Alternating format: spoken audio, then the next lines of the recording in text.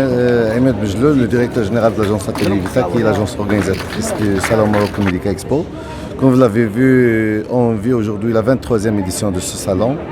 Vraiment un salon qui a pris sa place à l'échelon international et le plus grand aujourd'hui sur le continent africain. Comme vous l'avez remarqué, il y a la présence de 2 ministres africains. Le salon bénéficie du haut patronat de Sa Majesté, l'égide de 3 ministères. Vraiment, aujourd'hui, il a pris sa place. En parallèle avec les activités de l'exposition qui sont 120 exposants en provenance de 8 pays, on a programmé le Forum Afrique Global Santé. C'est un forum scientifique qui va accompagner le salon aujourd'hui. On a voulu rehausser la qualité de ce forum pour que les gens viennent venir pour avoir de l'information, beaucoup plus de produits. Donc, ce qui nous a permis d'organiser 90 panels avec 200 intervenants, y compris 10 doyens de faculté, 2 présidents d'université, 5 directeurs centraux, vraiment une dizaine de présidents de sociétés savantes. Donc vraiment, comme vous l'avez remarqué, il y a des personnalités qui nous ont fait l'honneur de participer. Aujourd'hui, on a tout l'écosystème, l'AFMIP, l'AFMIS, l'AFMAS, toutes les fédérations sectorielles sont présentes et sont partenaires à ce salon-là.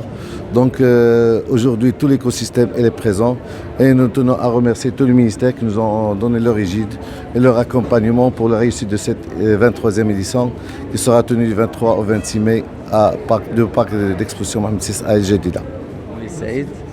Président de la Société marocaine des sciences médicales et président de cette édition du Salon Medical Expo.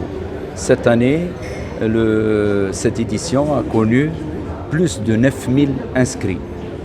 Et le thème principal, c'est la digitalisation et l'intelligence artificielle. On sait toute l'importance de la digitalisation dans le domaine de la santé et aussi dans le domaine et puis l'intelligence artificielle dans le domaine de la santé. Ça a permis de faire beaucoup d'avancées et en ce qui nous concerne, la Société marocaine des sciences médicales, nous avons élaboré 16 panels très importants. Parmi ces panels, il y a les protocoles thérapeutiques, puisqu'on a réalisé 15 protocoles thérapeutiques, et les protocoles thérapeutiques dans le cadre de la convention qui unit la Société marocaine des sciences médicales, l'Agence nationale d'assurance maladie, le ministère de la Santé et de la protection sociale et le Conseil national de l'ordre des médecins. On a élaboré 15 protocoles. Pourquoi ? Pour qu'il y ait une égalité et une équité dans la prise en charge de tous les patients à travers le royaume du Maroc. Président de la Fondation de recherche, développement, innovation en sciences et ingénierie. Dans le cadre Forum international de la santé, cette année, la Fondation participe bien sûr avec 2 écoles d'ingénieurs en plus de l'aspect recherche de la Fondation. C'est l'école Subtech Santé et l'école Subtech Environnement. L'objectif bien sûr de ces 2 écoles, c'est former des techniciens, des ingénieurs dans le domaine de santé, dans le domaine d'intelligence artificielle pour la santé, dans le domaine de la digital pour la santé et en même temps pour génie biomédical.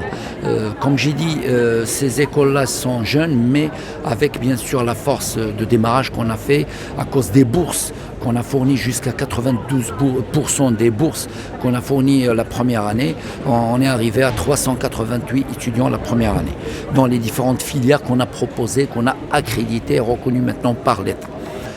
En même temps, dans l'aspect Subtech Environnement qui va avoir le démarrage au mois de septembre prochain, dans l'aspect eau, assainissement et eau, et dans l'aspect énergie et environnement, dont l'objectif d'attendre aussi environ 300-400 étudiants la première année.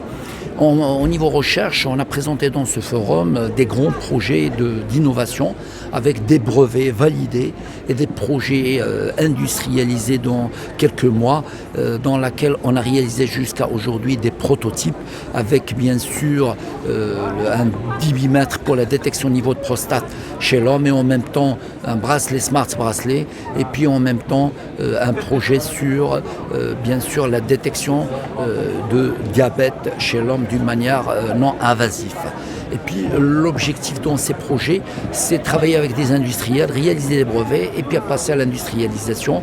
Le premier projet de 10 mm pour la détection prostate avec le groupe Conmédic. Le deuxième projet glucomètre, c'est pour le diabète smart glucomètre, c'est avec LC2A. Et puis troisième projet, la smart bien sûr bracelet, c'est avec le groupe bien sûr Gigalab. Et l'objectif, c'est développer une autonomie nationale au niveau dispositif santé et puis proposer que le Maroc a des capacités de valoriser bien sûr et de rentrer en concurrence, pas je dis en concurrence, mais avec les grands pays pour satisfaire les besoins aussi de notre continent Afrique.